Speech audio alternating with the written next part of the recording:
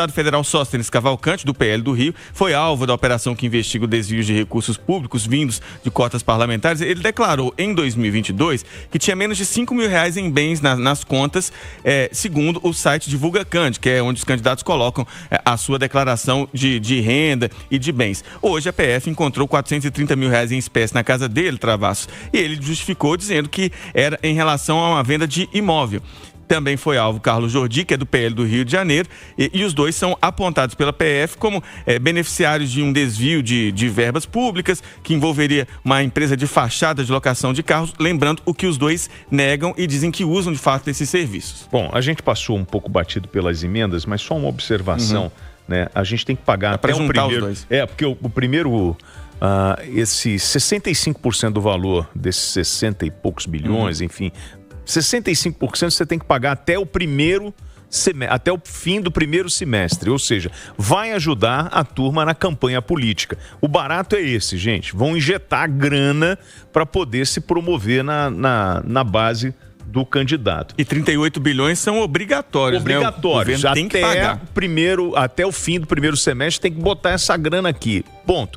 Agora, quando é que mudou isso? Não foi lá em 2015, com o senhor Eduardo Cunha, quando tem toda uma mudança e o Centrão vai se apoderando do poder e vai tirando o poder de decisão do governo na distribuição de dinheiro. Essa é a maneira que a gente tem de controlar o país, comprando, na verdade, apoio de prefeito, de governador, de deputado, das bases. E é assim que funciona o jogo. E aí, onde está a democracia nisso tudo? Em relação à operação, é muito vergonhoso imaginar que um pastor, um cara que tem um discurso, né, conservador, de Deus, pátria, família, honestidade, não corrupção, estaria envolvido numa pilantragem e foi encontrar lá R$430 mil na sua casa. Ele fala assim, olha, isso aí, eu fiz uma transação, vendi uma casa, mas espera aí, ô amigão,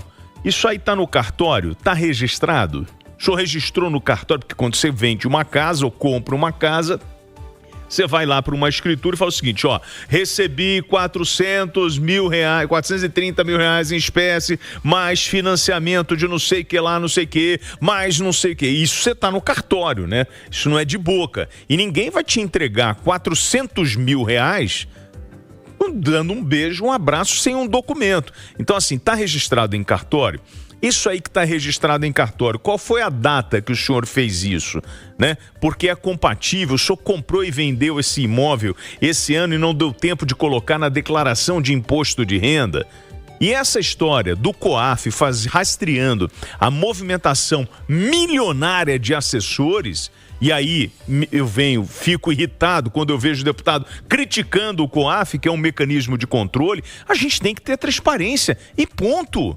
Faz parte do jogo. Agora, eu tenho, claro, que dar o direito ao senhor deputado a se pronunciar. Pode ser uma perseguição política? Não vou tirar isso do jogo. Mas aí seria, para mim, um absurdo imaginar que a Polícia Federal está sobre a tutela, né, ou a orientação do governo do PT para atacar o líder da oposição. Aí esquece democracia, esquece Constituição. Agora, eu não posso deixar passar esse fato. Agora, e também não posso deixar de dizer aqui que ele fala, ó, eu tenho lá um Corolla velho que custa R$4 mil e poucos por mês. E se você for pegar o valor de um aluguel de um carro por mês, um sedã, tipo um Corolla, vai estar nesse valor de 3.500 a 4 mil e poucos reais. Está dentro de uma legalidade. Agora, essa empresa de fachada com 5 carros estava alugando para mais gente e servia para lavagem de dinheiro, quem vai dizer é a federal, amigo. Berta, 2 pontos que você até abordou aí na sua primeira participação. Nesse dia de aumento das emendas para o ano que vem, teve essa operação contra 2 nomes fortes do PL que estão negando essas acusações. A questão é que, primeiro, R$430 mil dentro de um saco, num armário, Eu não acho que isso é lugar, gente. Eu tenho que rir disso. Isso não é lugar de guardar dinheiro, né? Desculpa. É dinheiro demais para estar num saco. É proibido? Né? Não é comum, né? Não é comum, né, Travassos? Eu quero saber se é proibido. Você sai andando com um saco de 430 mil na rua. Como é isso? Você compra um apartamento em dinheiro, em espécie, ou você faz transferência bancária? Então, são questões, eu não estou dizendo que seja proibido, eu estou dizendo que é pouco usual, né? É pouco usual esses recursos em espécie, recursos vultosos em espécie dentro de um saco, né? Então, eu acho que aí já é um problema. E a Polícia Federal achou o dinheiro lá, né? Então vamos aguardar o pronunciamento do parlamentar para ver se ele realmente tem como demonstrar a origem desses recursos. Mas eu quero só perguntar a vocês, colegas de bancada, se vocês acham normal ter esse volume de dinheiro dentro de um saco no armário. Não é questão de ser normal ou não, Berta. Isso não é proibido. Ponto. Acabou. Você vai falar que a pessoa não pode ter dinheiro em casa? Quem disse? Está escrito aonde? Eu não posso vender e receber, eu não posso pagar em dinheiro e não posso receber em dinheiro se isso está declarado? Qual é o problema?